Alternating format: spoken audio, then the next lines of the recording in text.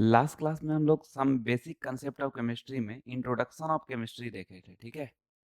आज हम लोग उससे आगे बढ़ेंगे। उसमें हम लोग देखे थे व्हाट इज केमिस्ट्री, केमिस्ट्री क्या होता है। तो साइंस का वैसा ब्रांच जिसमें मैटर का स्ट्रक्चर, कंपोजिशन, प्रॉपर्टीज और रिएक्शन के बारे में पढ़े, उसी को क्या बोलते हैं, केमिस्ट्री बोलते हैं, ठीक है। केमिस्ट्री में पढ़ते हैं। अब बात है कि जब ये बोल रहे हैं कि मैटर का स्ट्रक्चर, कंपोजिशन, प्रॉपर्टीज और रिएक्शन के बारे में, मतलब क्या समझ में आ रहा है कि ओवरऑल जो केमिस्ट्री स्टार्ट होता है वो मैटर से स्टार्ट होता है। तो पहला टॉपिक यही हम लोग को जानना बनता है कि मैटर क्या होता है। मैटर के बारे में आगे बढ़ेंगे, ठीक है। तो नीचे में हेडिंग डालेंगे matter.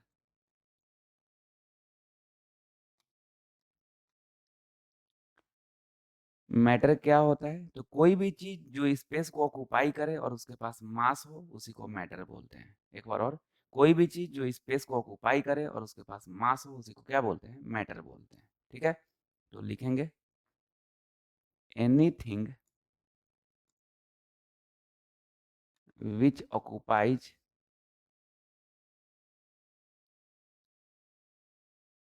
Space and has mass is called matter, ठीक है। अब बात है कि मैटर को जो एंशिएंट फिलोसफर थे ना, वो 5 पार्ट में क्लासिफाई किए। कौन कौन सा, तो air, earth, fire, sky and water, ठीक है। ये पॉज करके एक बार अभी सोचोगे ये बात को, ठीक है ना। मैटर को एंशिएंट फिलोसफर 5 पार्ट में क्लासिफाई किए, air, earth, fire, sky and water. लेकिन जो मॉडर्न फिलोसफर थे वो 2 पार्ट में क्लासिफाई किए, एक on the basis of physical properties और दूसरा on the basis of chemical properties, ठीक है।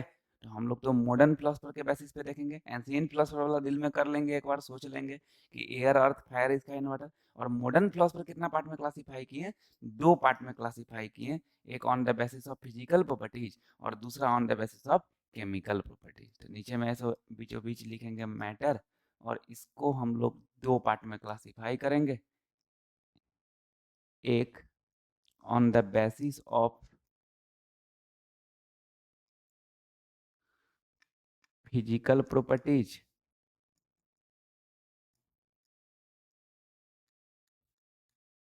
और दूसरा on the basis of chemical properties,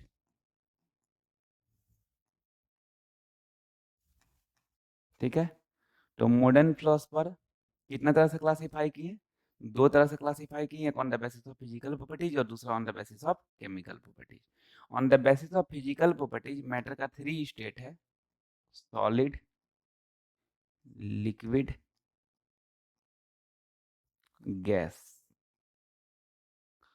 और on the basis of chemical properties matter को 2 स्टेट में क्लासिफाई किए, एक प्योर सब्सटेंस,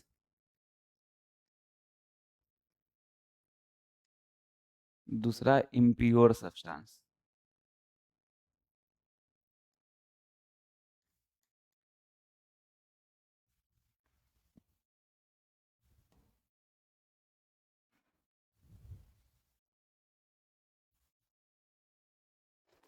प्योर सब्सटेंस को फिर 2 पार्ट में क्लासिफाई किया गया,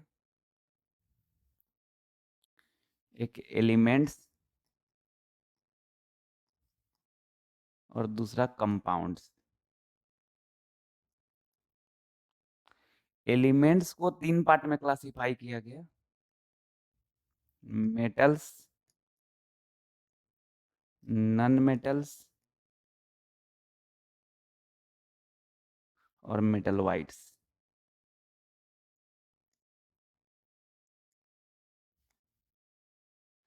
और कंपाउंड्स को 2 पार्ट में क्लासिफाई किया गया, एक इलेक्ट्रोवैलेंट कंपाउंड,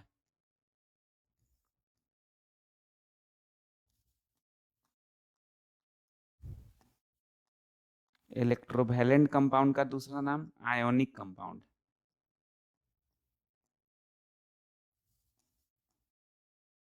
और दूसरा कोवैलेंट कंपाउंड, कोवैलेंट कंपाउंड। ठीक है। इम्प्योर सब्सटेंस का दूसरा नाम मिक्सचर होता है। मिक्सचर को दो पार्ट में क्लासिफाई किया गया, एक होमोजीनियस मिक्सचर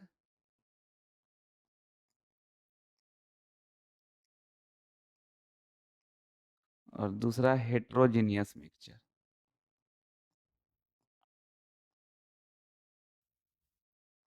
हेट्रोजीनियस मिक्सचर, ठीक है। तो अच्छे से दिमाग में रखेंगे ये टेबल पूरा अच्छे से, ठीक ना।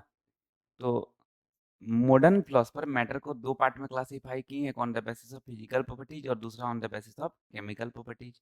On the basis of physical properties matter का तीन state, solid, liquid, gas. On the basis of chemical properties matter का दो स्टेट, प्योर सब्सटेंस और इम्प्योर सब्सटेंस। प्योर सब्सटेंस का दो पार्ट, एलिमेंट्स, कंपाउंड्स। एलिमेंट्स का तीन part, metals, non metals, metalloids. Compounds का दो पार्ट, इलेक्ट्रोवैलेंट कंपाउंड और कोवैलेंट कंपाउंड। इम्प्योर सब्सटेंस का दूसरा नाम मिक्सचर। मिक्सचर का दो पार्ट, होमोजीनियस मिक्सचर और हेट्रोजीनियस मिक्सचर, ठीक है।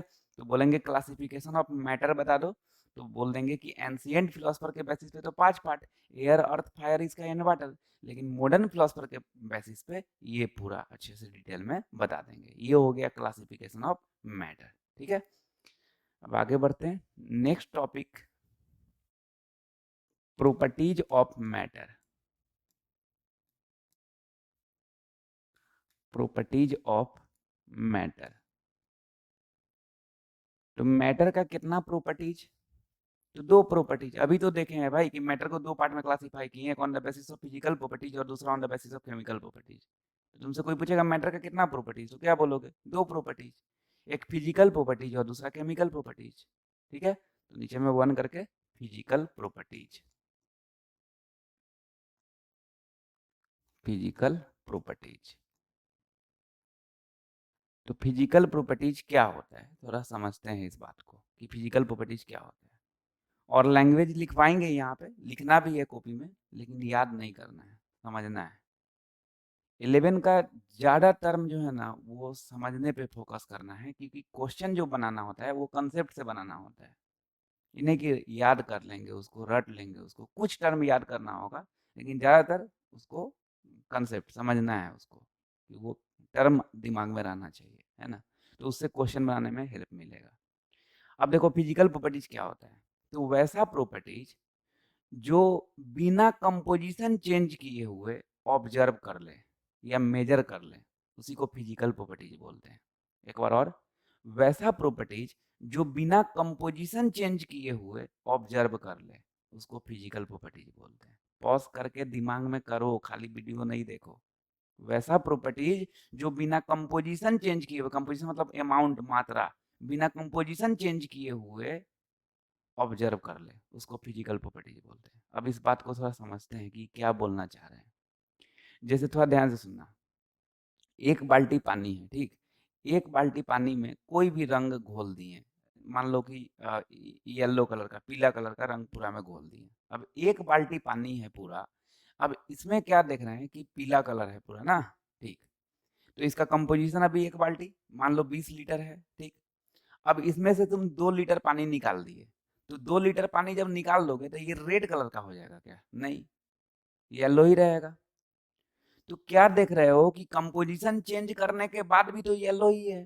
फिर तुम 1 लीटर और निकाल दिए, ऑरेंज कलर का हो जाएगा, नहीं, येलो कलर का ही रहेगा। तो क्या समझ में आ रहा है कि ये तो बिना कंपोजिशन चेंज किए हुए ही बोल सकते हैं ना, कंपोजिशन चेंज करने पे तो कुछ फायदा ही नहीं दिख रहा है।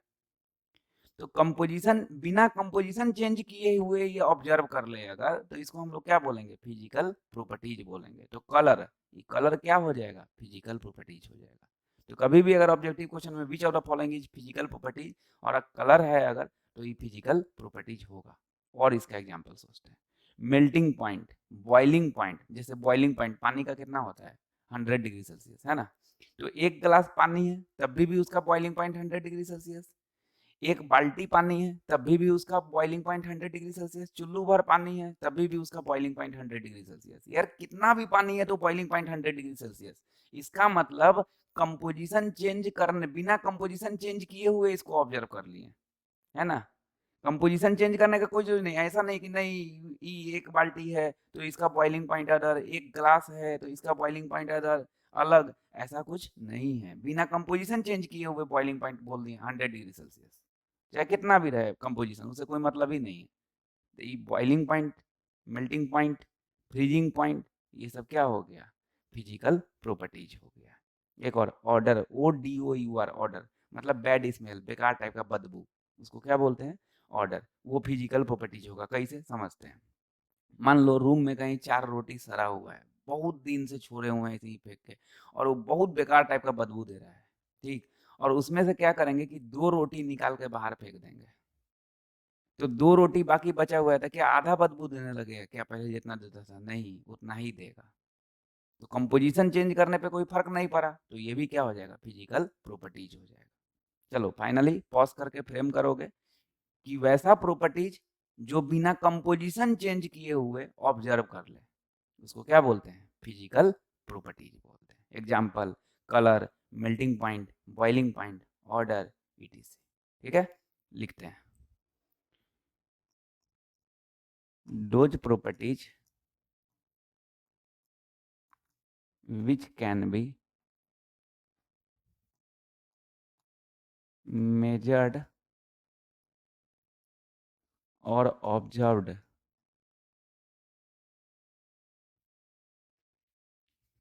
without changing the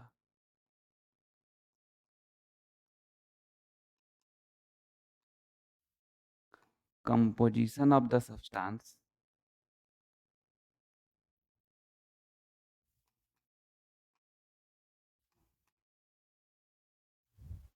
is called physical properties।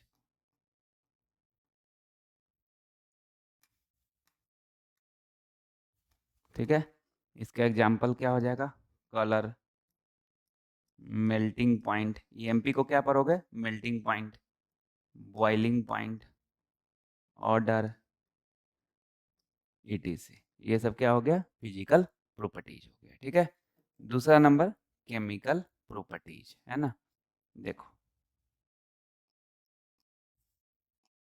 Chemical properties, chemical properties क्या होता है देखते हैं फिर से एक बार। पहले सबसे पहले फिजिकल प्रॉपर्टीज क्या होता है, तो वैसा प्रॉपर्टीज जो without changing the composition of the substance, मतलब बिना सब्सटेंस का बिना कंपोजिशन चेंज किए हुए ऑब्जर्व कर ले, तो उसको हम लोग क्या बोलेंगे, फिजिकल प्रॉपर्टीज। एग्जांपल ये सब हो गया। अब देखते हैं केमिकल प्रॉपर्टीज, तो वैसा प्रॉपर्टीज जो मैटर का पोटेंशियल पे डिपेंड करे, मैटर का क्षमता पे डिपेंड करे, उसको हम लोग क्या बोलते हैं, केमिकल प्रॉपर्टीज बोलते हैं। जैसे एक गिलास पानी है, एक गिलास पानी में एकदम थोड़ा सा नींबू गाड़ेंगे, एकदम हल्का सा नींबू गाड़ेंगे, उसको थोड़ा पी ले, पी के देखो, और फिर थोड़ा सा ज्यादा नींबू गाड़ो, उसको पी के देखो, तो क्या देख रहे हैं, दोनों में फर्क दिख रहा है। तो ये क्या हो रहा है कि मैटर का पोटेंशियल पे डिपेंड कर रहा है, नहीं, अगर कम नींबू गाड़े तो हल्का सा खट्टा लग रहा है, ज्यादा नींबू गाड़नी है तो ज्यादा खट्टा दिख रहा है। इसका मतलब क्या, मैटर का पोटेंशियल पे डिपेंड कर रहा है। तो ये एसिडिटी, बेसिसिटी, ये सब क्या हो जाएगा, केमिकल प्रॉपर्टीज हो जाएगा। तो इसका सिंपली दिमाग में रखना है कि वैसा प्रॉपर्टीज जो मैटर का पोटेंशियल पे डिपेंड करे, उसको हम लोग क्या बोलते हैं, केमिकल प्रॉपर्टीज बोलते हैं। तो लिखेंगे those properties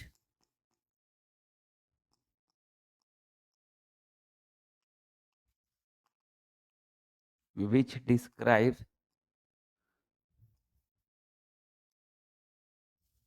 matter's potential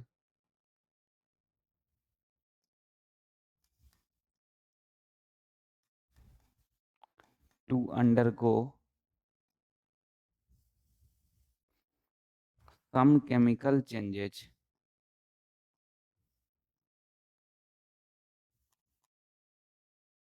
is called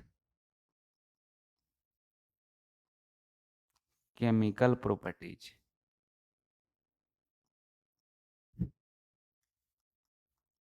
ठीक है, इसका एग्जाम्पल हो जाएगा एसिडिटी, बेसिसिटी, ETC, ये सब क्या है, केमिकल प्रॉपर्टीज का एग्जाम्पल है। ठीक है, चलो तो ये डिफिनीशन तो याद नहीं करना है, इसको अच्छे से समझ के रखना है। हम लोग से ऑब्जेक्टिव क्वेश्चन पूछेगा कि विच out of following is physical properties, चार को ऑप्शन दिया रहेगा, जो भी होगा फिजिकल प्रॉपर्टीज टिक कर देंगे, है ना। केमिकल प्रॉपर्टीज, तो केमिकल प्रॉपर्टीज जो होगा टिक कर देंगे। अब तुम लोग अभी एक क्वेश्चन सुनो, इसमें कहीं एग्जाम्पल में डेंसिटी नहीं लिखा हुआ है, ठीक। अब तुम लोग अपने से थोड़ा सोच के बताओगे कि डेंसिटी फिजिकल प्रॉपर्टीज है कि केमिकल प्रॉपर्टीज। थोड़ा सा समय लो, बहुत जल्दी नहीं है, पॉज करके आराम से सोचो, उसके बाद फिर आगे देखना, है ना। तो डेंसिटी जो है वो फिजिकल प्रॉपर्टीज है कि केमिकल प्रॉपर्टीज है। तो डेंसिटी, पानी का जो डेंसिटी होता है 4 डिग्री सेल्सियस पे वो 1 ग्राम/सेंटीमीटर क्यूब होता है।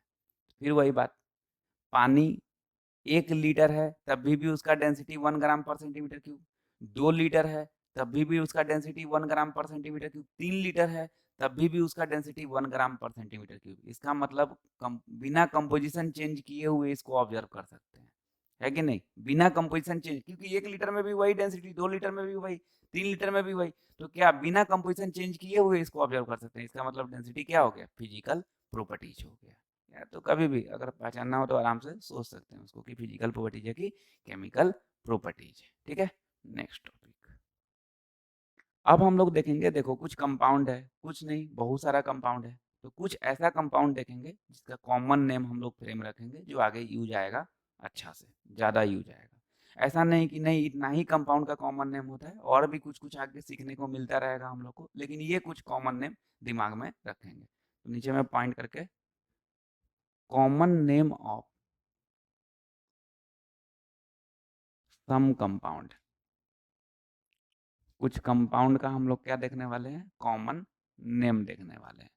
देखो कंपाउंड का जब नेम जब आता है ना तो 3 तरह का नेम होता है, ठीक। एक तो होता है केमिकल नेम, दूसरा होता है कॉमन नेम, और तीसरा होता है आईयूपीएसी नेम। एक बार और, जब नेम का बात आता है ना कंपाउंड का, तो कितना बात होता है, कितना तरह का नेम हो सकता है, 3 तरह का, एक केमिकल नेम, दूसरा कॉमन नेम, और तीसरा आईयूपीएसी नेम।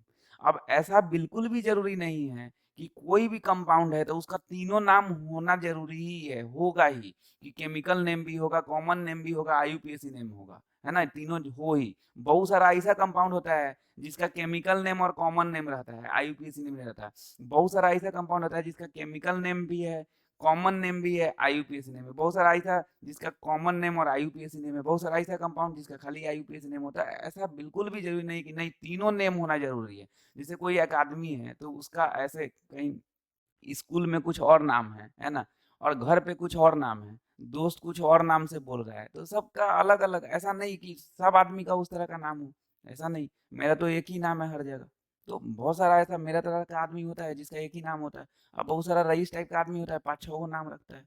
तो यहाँ पे भी जब जब भी कंपाउंड का नेम का बात आए ना भाई, तो दिमाग में रखना है कि 3 तरह का नेम हो सकता है। एक तो क्या, केमिकल नेम, दूसरा कॉमन नेम, और तीसरा आईयूपीएसी नेम, ठीक है। तो यहाँ पे ना हम लोग को कुछ कंपाउंड का कॉमन नेम देखना है, ठीक है बुआ। तो देखो कभी भी अगर NaCl रहा है ना, तो NaCl का केमिकल नेम तो क्या हो जाएगा, सोडियम क्लोराइड, क्या हो जाएगा, सोडियम क्लोराइड। कॉमन नेम जो हो जाएगा वो हो जाएगा कॉमन साल्ट, बोलो बोलो, कॉमन साल्ट, जो घर में हम लोग का नमक यूज होता है। इसी का कॉमन नेम रॉक साल्ट भी होगा, क्या होगा, रॉक साल्ट। तो कभी भी अगर NaCl लिखा रहे तो उसका कॉमन नेम पूछे तो क्या बोलेंगे, कॉमन साल्ट या फिर रॉक साल्ट। या फिर तुमको ऐसे बोले कि रॉक साल्ट का फॉर्मूला क्या, तो NaCl, ठीक है ना। Na2CO3 डॉट 10H2O, है ना, इसको बोलते हैं वॉशिंग सोडा, इसको वॉशिंग सोडा। इसमें से बहुत सारा को तुम लोग पहले से जानते होगे, ठीक है ना। तो जान रहे हैं तो बहुत अच्छा बात, नहीं जान रहे हैं तो याद कर लीजिएगा, इसको कॉपी में तो लिखिएगा पूरे को, ठीक है ना। NaHCO3, NaHCO3 baking soda, NaHCO3 को क्या बोलते हैं, बेकिंग सोडा बोलते हैं। NaOH, NaOH को कॉस्टिक सोडा, कॉस्टिक सोडा।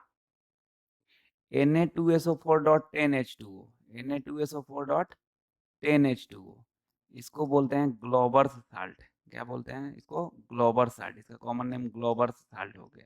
तुमसे कोई पूछेगा ग्लोबर साल्ट क्या है, तो बोलना ऊर्स है।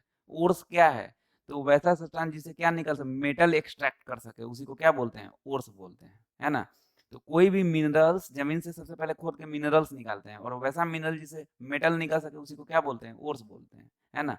तो ग्लोबर साल्ट क्या है, ऊर्स है, इससे मेटल निकलता है। कौन सा मेटल निकलता है, तो सोडियम। कौन सा, सोडियम, समझ गया ना। तो Na2SO4.NH2 को क्या बोलते हैं, ग्लोबर साल्ट बोलते हैं। CaO, quick lime, CaOH2 slagged lime, CaCO3 marble. ये तो यार बहुत फेमस है, मार्बल का, लाइमस्टोन का, चौक का CaCO3 फॉर्मूला होता है ना, CaCO3 मार्बल या लाइमस्टोन, है ना।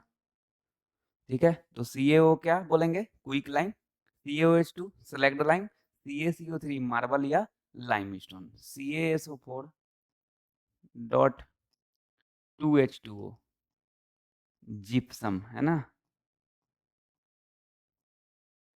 CaSO4 डॉट हाफ H2O, इसका common name plaster of Paris, plaster of Paris, है ना। नेक्स्ट देखते हैं हम लोग, CuSO4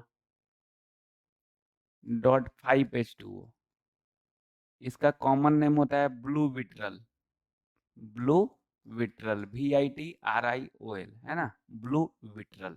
ठीक है, MgSO4 डॉट 7H2O, इसका कॉमन नेम होता है Epson salt, Epson salt, Epson salt का ही दूसरा नाम होता है इप्सोमाइट, इप्सोमाइट। ये भी ओर्स है, ठीक है ना, किसका ओर्स है, मैग्नीशियम का, किसका, मैग्नीशियम का, KCl dot MgCl2 dot 6H2O, इसका कॉमन नेम होता है कार्नालाइट।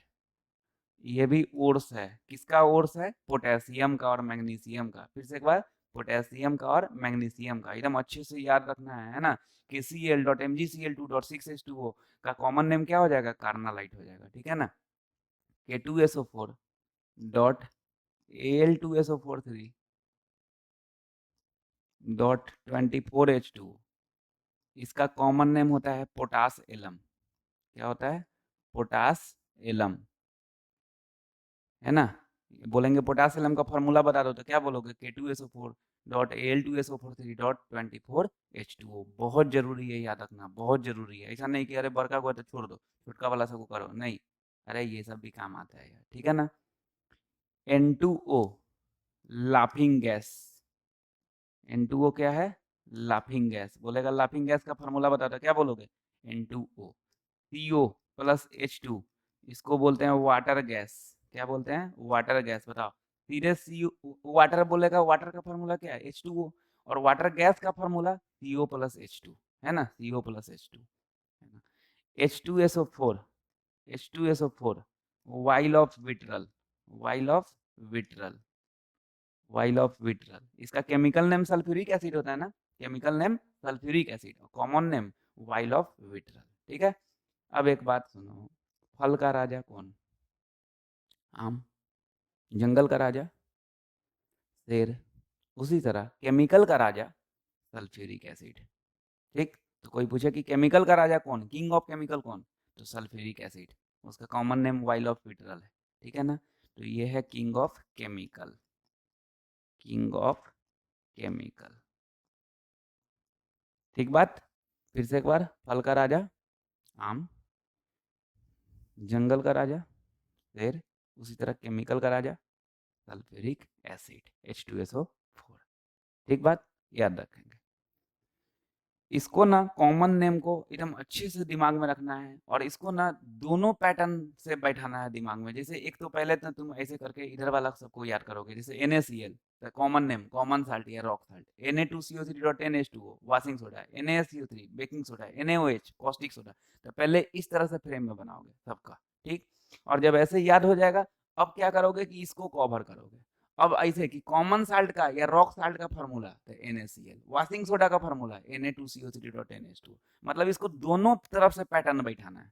अरे तुमसे ये भी ना पूछ सकता है कि which of the following is rock salt, तो 4 गो ऑप्शन दिया हुआ है, तो तुमको रॉक साल्ट का फॉर्मूला याद रहेगा, तो NaCl टिक कर दोगे। और ये भी तो बोल सकता है ना कि common name of NaCl is, 4 गो ऑप्शन दे देगा, तो जहां कॉमन साल्ट या रॉक साल्ट रहेगा टिक करोगे। समझ रहे हो ना? दोनों तरह से क्वेश्चन पूछ सकता है ना, इससे ये भी पूछ सकता है, इससे ये भी पूछ सकता है। तो दोनों तरह से फ्रेम करना है। पहले इसको इधर वाला को कवर करके ये सब का नाम दिमाग में कर लेना है, फॉर्मूला से नाम, और उसके बाद क्या करना है कि इधर वाले को कॉमन करके फ्रेम करके और नाम से फॉर्मूला फ्रेम कर लेना है। ठीक है, चलिए next heading, SI unit. SI unit, सबसे पहले एसआई यूनिट का फुल फॉर्म। तो एसआई यूनिट का full form international system of unit. बोलो क्या चीज? International system of unit. तो यहाँ पे लिख लेंगे इंटरनेशनल सिस्टम ऑफ यूनिट।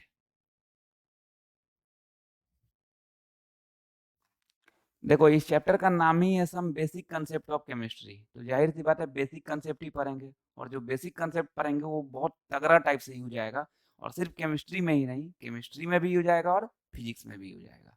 तो अभी ना हम लोग का ये है, ठीक ना, ये चलते चलते एक के बार ऐसे हो जाएंगे। ठीक, तो थोड़ा सा अच्छे से पकड़ना है जी, अच्छे से पकड़ना है, इसको फ्रेम करना है अच्छे से। जैसे ही पढ़ते हैं ना हम लोग, तो लिखते हैं, उसके बाद जब सोचेंगे कि हम क्या क्या पढ़ें, कॉपी बंद करके जब सोचेंगे तभी तो समझ में आएगा। हम लोग खाली लिख लेते हैं, वीडियो देख लेते हैं, वो लगता है कि हो गया पढ़ाई, ये तो कुछ भी नहीं है। ये वीडियो देख लेने से लिखने से कुछ भी नहीं है।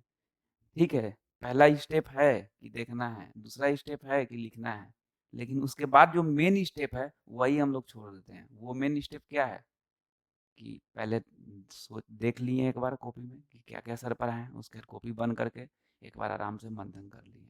ठीक, इतना हड़बड़ी में रहते हैं ना कि मेन मेन काम जो है ना वो छोड़ देते हैं, खाली बेमतलब वाला काम करते रहते हैं। उतना हड़बड़ी में अच्छा बात नहीं है रहना, थोड़ा सा सुकून से, शांति सुकून से सोचा जाता है, पढ़ा जाता है, तब जाके अच्छा होता है, तब एक एक बात को महसूस कर पाते हैं आगे। तो ऐसा यूनिट का full form international system of unit. ठीक है, अभी देखो जैसे कॉमन नेम पढ़ाए थे तो बोले थे कि जब नेम आए ना तो दिल में तीन बात आना चाहिए। कितना तरह का नेम? तो एक केमिकल नेम, कॉमन नेम और आईयूपीएसी नेम। उसी तरह ऐसा यूनिट आए ना तो दिल में दो बात आना चाहिए, एक फंडामेंटल यूनिट और दूसरा डिराइव्ड यूनिट। क्या क्या? फंडामेंटल यूनिट और दूसरा डिराइव्ड यूनिट। फंडामेंटल यूनिट मतलब क्या होता है? तो फंडामेंटल यूनिट मतलब जिसको डायरेक्टली हम लोग याद कर लेते हैं उसको बोलते हैं फंडामेंटल यूनिट। जैसे तुम लोग जानते हो कि मास का ऐसा यूनिट किलोग्राम, केजी, है ना? तो ये फंडामेंटल यूनिट है, इसको याद कर लेते हैं हम लोग। लेंथ का ऐसा यूनिट मीटर, ये हम लोग याद कर लेते हैं, तो ये क्या हो गया? फंडामेंटल यूनिट हो गया।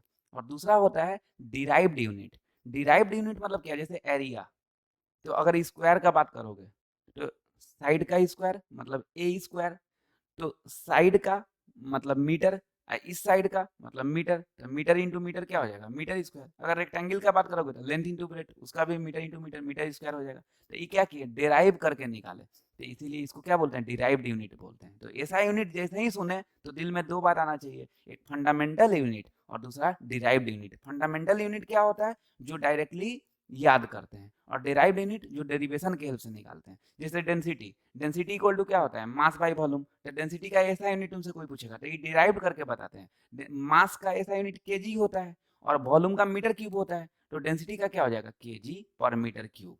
तो ये क्या, डेंसिटी का जो ऐसा यूनिट बताया केजी पर मीटर क्यूब, ये डिराइव करके बताया, तो ये हो गया डिराइव्ड यूनिट। समझ में आ गया? तो कभी भी ऐसा यूनिट आए तो दिल में कितना बात? दो बात, फंडामेंटल यूनिट और दूसरा डिराइव्ड यूनिट। नीचे में पॉइंट करके फंडामेंटल यूनिट, फंडामेंटल यूनिट। ठीक है, फंडामेंटल यूनिट में इधर में हम लोग क्वांटिटी देखेंगे और इधर में हम लोग एसआई यूनिट देखेंगे। दो तरह का यूनिट ना, एक फंडामेंटल यूनिट और दूसरा डिराइव्ड यूनिट, है ना? तो अभी हम लोग फंडामेंटल यूनिट में क्वांटिटी और उधर में एसआई यूनिट। तो क्वांटिटी जैसे मास, तो मास का एसआई यूनिट क्या होता है? किलोग्राम। सिंबल केजी, कैपिटल के है, ठीक है ना? लेंथ, लेंथ का एसआई यूनिट क्या होता है? मीटर।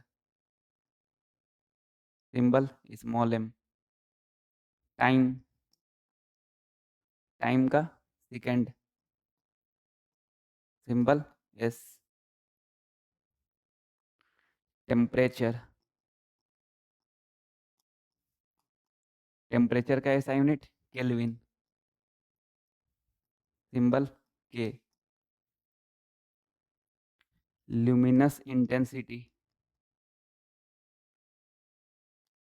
इंटेंसिटी मतलब ब्राइटनेस होता है, ठीक है ना, ब्राइटनेस, ज़्यादा लाइट जला देंगे तो ज़्यादा चमकने लगेंगे, तो उसका ल्यूमिनस इंटेंसिटी ज़्यादा हो जाता है, तो उसका ऐसा यूनिट क्या होता है, कैंडेला। क्या होता है, कैंडेला। इसका symbol small c d. Luminous intensity का SI unit candela. Amount of substance, amount of substance, amount of substance का ऐसा यूनिट मोल।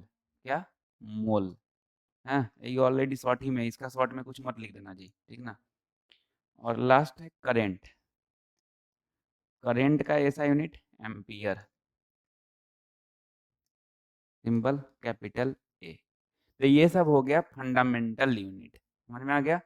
तो ऐसा यूनिट जैसे ही आता है तो दिल में दो बात ना, एक फंडामेंटल और दूसरा डिराइव्ड। फंडामेंटल में डायरेक्टली याद रखना होता है, डिराइव्ड में डिराइव करके निकालते हैं। ओवरऑल याद ही रखना होगा सबको, ठीक है ना।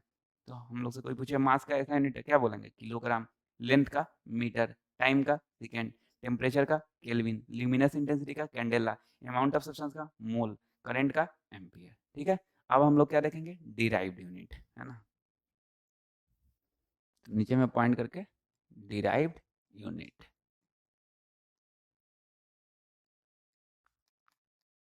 डिराइव्ड यूनिट में इधर रखेंगे क्वांटिटी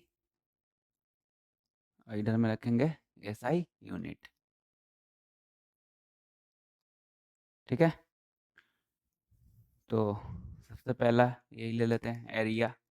एरिया का SI unit metre square. Volume, volume, अगर मान लो कि वाइड का वॉल्यूम पे तुम सोचो, तो length into breadth into height, तो लेंथ का भी मीटर, ब्रेथ का भी मीटर, हाइट का भी मीटर, तो क्या हो जाएगा, मीटर क्यूब, है ना। डेंसिटी, डेंसिटी का अगर ऐसा यूनिट देखेंगे तो केजी पर मीटर क्यूब।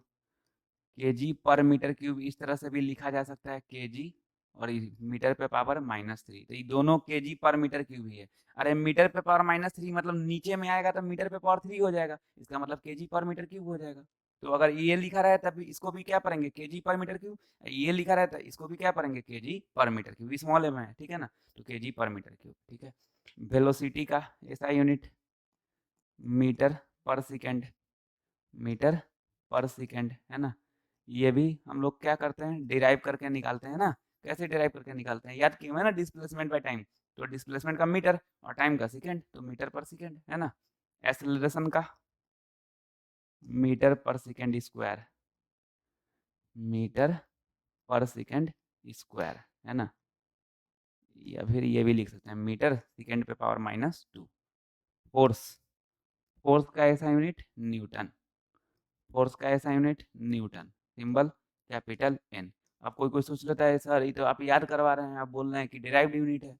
नहीं भाई, तुम लोग जानते हो कि force equal to mass into acceleration. Mass का ऐसा यूनिट केजी, एसेलेरेशन का मीटर पर सेकेंड स्क्वायर, तो दोनों को मल्टीप्लाई करेंगे तो केजी मीटर पर सेकेंड स्क्वायर, और 1 केजी मीटर पर सेकेंड स्क्वायर को 1 न्यूटन बोलते हैं, सर बताए होंगे, है ना।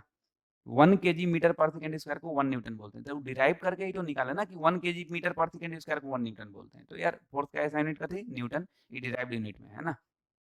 प्रेशर, प्रेशर का ऐसा यूनिट पास्कल, प्रेशर का SI unit pascal, symbol P A, ठीक है ना। सिंबल क्या हो जाएगा, पी ए, पास्कल, है ना।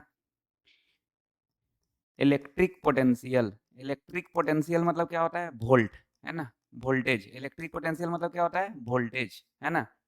इलेक्ट्रिक पोटेंशियल मतलब वोल्टेज, तो इसका पोटेंशियल ऐसा यूनिट क्या हो जाएगा, वोल्ट, सिंबल कैपिटल भी। चार्ज, इलेक्ट्रिक चार्ज भी बोल सकते थे, सीधे चार्ज भी बोल सकते हैं। चार्ज का ऐसा यूनिट कोलम्ब,